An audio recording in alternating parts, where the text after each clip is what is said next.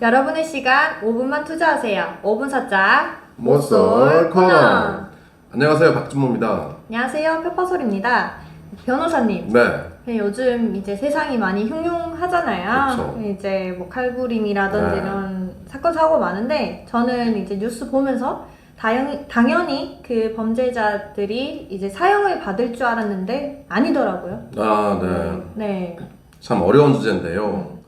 일단은 형법상 사형은 형벌로 규정되어 있습니다. 대한민국도요. 네. 그리고 이 형법상 사형 선고는 사법부인 법원에서 판결하게 되어 있습니다. 네. 그래서 지금도 사형 판결을 하고 있고요. 네. 다만 이제 사형의 집행, 그러니까 실제로 사형을 집행하는 것은 이제 법무부, 즉 행정부에서 주관하고 있습니다.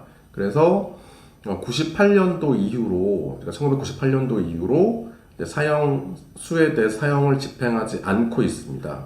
그래서 전 세계에서는 이제 사실상 사형제 폐지 국가로 분류가 됩니다. 그러니까 사형을 집행하지 않고 10년이 지나면 사실상의 사형제 폐지 국가로 이제 분류가 되고요. 네. 네. 사형제에 대해서는 정말 오래된 논쟁이 존재하고 그렇죠. 지금도 진행 중이죠. 그래서 결론부터 말씀드리면 제 개인적으로는 제가 배운 논리로는 이성적으로 사형제를 반대합니다. 다만 제 가슴으로는, 제 감성으로는 사형제 집행을 전 찬성하는 입장이에요. 왜냐하면 정말 쳐죽일 놈들이 많잖아요. 그렇죠. 네. 그러면 인간의 본성은 눈에는 눈, 이에는 이입니다. 네. 네. 그래서 역사적으로 동해 보복 사상이라고 해요. 용어 중에서는 그러니까 같은 해를 입혀서 보복하는 사상이라고 해요. 네. 혹은 응보 사상, 응당이 받아야 할 대가를 이제 받아야 한다라는 게 원래 전통적인 이 형벌관이었어요. 네.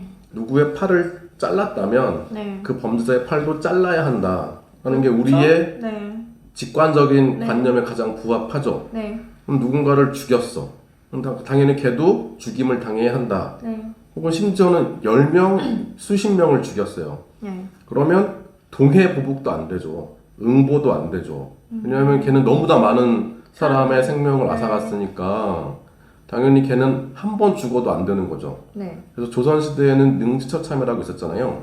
아, 네. 묘를 파내서 온 몸을 찢어버리는 네, 그런 형벌도 있었죠. 그런데 계몽주 시대 이후로 교화시키자라는 사상이 이제 출현하면서 가능하면 국가가 형벌권을 자제하고 그 사람이 이 사회에 복귀할 수 있게끔 도와주자, 갱생을 시키자라는 입장으로 갑니다. 또 한편으로 사형제를 반대하는 논리를 설명을 드리면 이제 우리 헌법이 가장 높은 법이잖아요. 네. 헌법에서 추구하는 가장 최고의 가치는 뭘까요? 헌법의 최고의 가치는 이 대한민국 국민들의 인권을 보호하고 존중하는 거잖아요. 그렇죠? 그러니까 불가침의 인권을 보호해 주는 겁니다. 그러니까 사형제는 논리적으로 가장 결함이 있어요.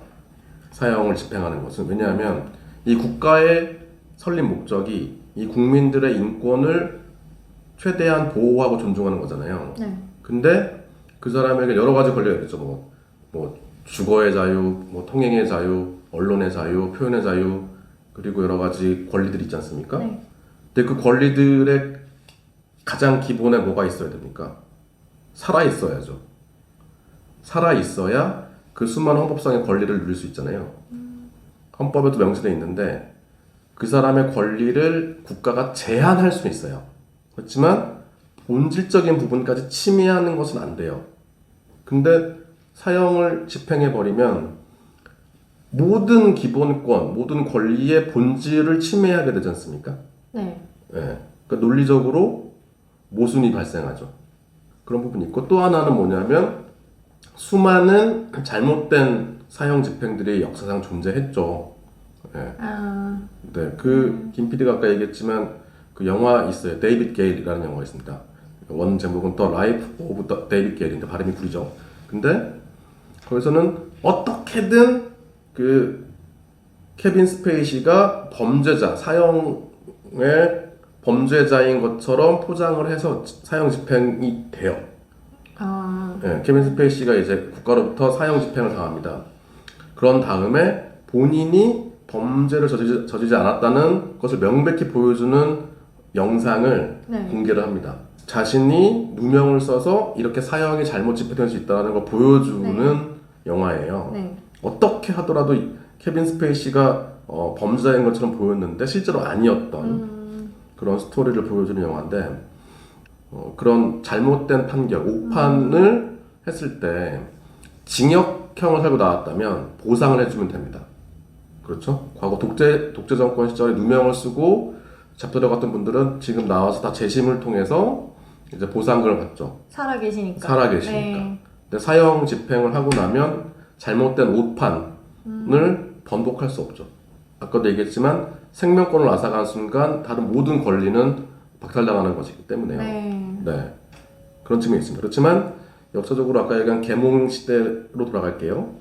계몽 시대에 그럼 우리가 이 사람을 교화시키자. 이 사람의 인권을 최대한 보장해주자. 국가의 형벌권 개입을 최소화하자라고 했다가 이제 미국에서 어떤 상황이 발생하냐면 너무나 흉악한 범죄자들이 너무 많아지는 거예요. 특히 오일 쇼크 이후에 예. 미국에서 연쇄 살인범들이 막 드러납니다. 네. 그 한 명의 개인의 인권을 모두 보장해 주는 것은 이제 힘들다. 너무 흉악범 또라이 빠가들이 많이 나온다라고 네. 하니까 이제 사회를 지키자. 개인보다. 아, 예. 흉악범들로부터 이 사회를 방위하자라는 네. 또 입장이 생겨요. 그래서 사형제가 다시 부활하기도 하고요. 왜냐하면 사형을 시켜야 다른 잠재적 범죄자들이 그렇죠. 네. 무서워서 범죄를 안 저지른다라는 입장도 있어요. 이 사회를 지키자라는 입장이죠. 혹은 캘리포니아 같은 경우는 사형제가 없지만 이제 영구히 감옥에 가두는 그런 제도들이 생깁니다. 무기징역. 네. 네. 그러니까 감형이 없는 무기징역. 한국도 이제 감형이 없는 무기징역 논의를 계속 하고 있어요. 근데 사회적으로는 또 아까 얘기했지만 저도 제 가슴으로는 감성적으로는 정말 죽일 놈들이 많다라는 여론도 다수 존재하기 때문에 뭐 아직까지 논의가 그렇게 진척되지 않고 있는 것 같습니다. 알겠습니다. 네. 이 밖에 이제 변호사님께 궁금한 사항이 있으신 분들은 댓글이나 이메일 보내주세요. 구독, 좋아요. 도와주십시오.